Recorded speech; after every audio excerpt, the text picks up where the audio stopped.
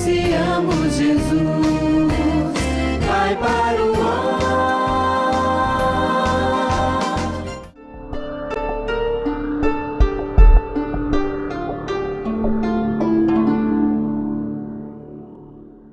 Os Atos dos Apóstolos guardam 10 discursos querigmáticos. Querigma é a pregação do núcleo da fé cristã, isto é, que Jesus ensinou, morreu, ressuscitou, subiu ao céu, está sentado à direita de Deus. Isto é o núcleo, porque você sabe que quando os apóstolos chegavam numa cidade, não podiam começar a dizer, olha, vamos falar de Jesus de Nazaré, ele nasceu lá em Belém. Não, isso veio depois. Eles partiam dizendo, nós anunciamos alguém que está vivo e que tem uma resposta para você. Aquilo despertava interesse nas pessoas. Mas como? Morreu? Está vivo? Eu lembro, por exemplo, um dos discursos de Paulo, lá no capítulo 17 dos Atos dos Apóstolos, quando diz assim, que ele explicava e demonstrava, à base das Escrituras, que era necessário que Cristo padecesse e ressurgisse dos mortos.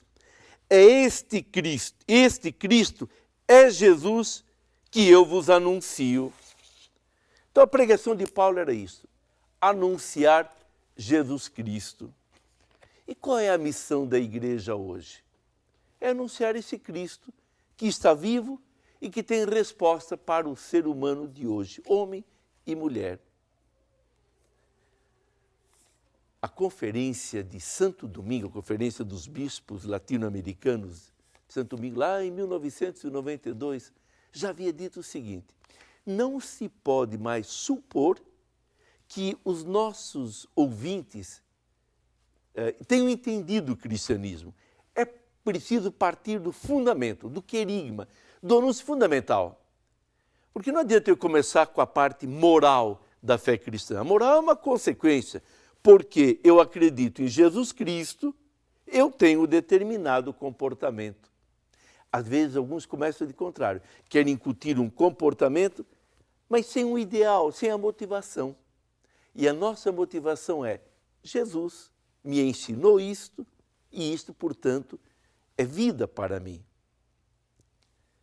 Então, repito, é preciso começar do fundamento. Talvez o grande problema, às vezes, de nossas pregações, das homilias que nós, padres e bispos, fazemos, ou diáconos permanentes, de uma catequese para crianças, jovens ou adultos, é isso. Nós supomos que a pessoa já tenha feito assim, uma adesão radical a Jesus Cristo. E quando, às vezes, o que a pessoa tem é uma experiência religiosa muito importante, é assim, comportamentos marcados por experiências de fé, mas muitas vezes o que falta é eu diria assim, esse encontro pessoal com Jesus Cristo que Paulo teve. Quem é, Senhor? Eu sou Jesus, a quem tu persegues. Jesus, que ele descobre, está vivo, vivo e atuante. Então, eu diria assim que nós temos que mudar um pouco o nosso trabalho na igreja. Olhar o exemplo de Paulo, também de Pedro, dos demais apóstolos. Partir do fundamental. Quer dizer, convencer as pessoas disto que é básico na fé cristã. Cristo ressuscitou. Ele está vivo. Foi este anúncio que levou os apóstolos pelo mundo. E a partir desse anúncio, é que depois diziam, olha, esse Cristo, ele quer comportamentos adequados, que você ame a Deus de todo o coração, que ame o próximo como a você mesmo, que você perdoa, que ame o inimigo. Mas a partir do fundamento, a pessoa pode entender, não, mas me agrada essa proposta. Se a gente começa o contrário, se a gente começa pelo comportamento moral, cria uma reação. Ah, não, mas isso não interessa, porque aí a pessoa olha a fé apenas como um conjunto de obrigações, de proibições e de proibições daquilo que ela gosta de fazer. Agora, quando alguém, como Paulo, se apaixona por Jesus, encontra nele um amigo, descobre nele um sentido para a sua vida, a partir daí tudo é consequência e é normal. Poxa, esse Jesus que me ama e me empolga, esse Jesus me interessa. E aí vai acontecer o que aconteceu com Paulo. Porque noutra ocasião, Paulo justamente perguntou: Senhor, o que queres que eu faça? O encontro com Jesus levou Paulo a ter todo um novo comportamento. O que queres que eu faça? E aí começou a escutar o Senhor, estar atento aos seus ensinamentos e se alegrar de fazer o que o Senhor queria.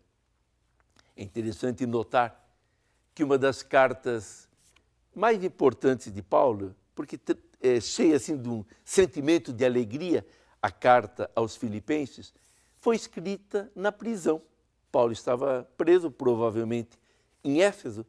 Dali manda uma carta aos Filipenses, uma carta que transborda entusiasmo, alegria, e ele na prisão física, porque sentia-se livre em Cristo.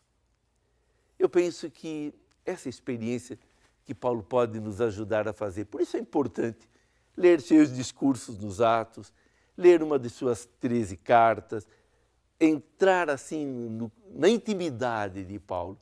E aí o Senhor vai fazer de nós novos Paulos, porque Ele precisa, Ele quer pessoas entusiasmadas pelo seu reino.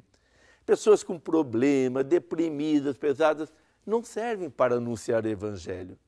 Agora, quem mesmo no meio de dificuldades, de cruzes, manifesta convicção e alegria, essas pessoas arrastam outras para o Senhor.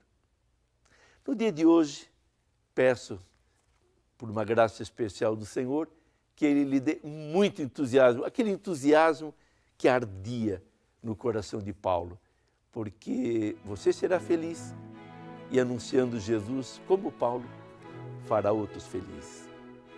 Desça sobre você, meu irmão, desça sobre você, minha irmã, a bênção de Deus Todo-Poderoso, o Pai, o Filho e o Espírito Santo. Amém.